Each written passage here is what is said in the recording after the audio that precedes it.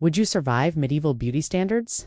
The truth is, most of us wouldn't, because beauty in the Middle Ages wasn't just about appearance, it was about suffering, sacrifice, and submission to an image that was often impossible to achieve without destroying yourself.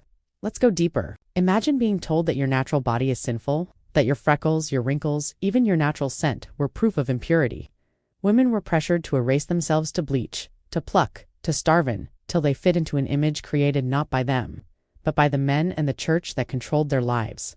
Beauty wasn't freedom. Beauty was obedience, and the lengths they went to are almost unbearable to think about. Take corsets proto-versions of the ones we know today. Medieval women bound themselves so tightly that breathing became shallow, ribs cracked, and internal organs shifted. Fainting wasn't an accident, it was expected. A fainting woman was delicate, fragile, desirable. In other words, slowly suffocating to death was considered beautiful. And then there's the obsession with blood. Pale skin was fashionable. Yes, but to enhance it. Some women would cut themselves ever so slightly or apply leeches to drain blood from their faces and achieve that perfect white glow. Beauty meant weakness. Beauty meant fragility. Beauty meant that you looked as close to dying as possible.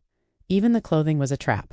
Dresses dragged across filthy streets, soaked in mud, animal waste, and disease. But long gowns were required to look graceful, even though they spread illness and infections. Shoes were pointed so unnaturally long people could barely walk. Fashion crippled them, literally. And here's where it gets chilling. Beauty wasn't just about trends. It was tied to morality. If you didn't look beautiful enough, you could be labeled as lazy, dirty, or worse, accused of witchcraft. Women who failed to meet beauty standards weren't just judged. They were sometimes punished, tortured, or even burned at the stake. Imagine dying not for what you did, but for not being pretty enough by someone else's standards. Now let's pause. Would you survive this world? Could you paint poison on your face every morning, bleach your hair with burning chemicals, blind yourself with drops of deadly plants, crush your ribs for a slimmer waist, and risk being called a witch if you failed? Most of us wouldn't last a month, and those who did survive, they weren't really living, they were suffering for an illusion. But here's the part no one wants to admit.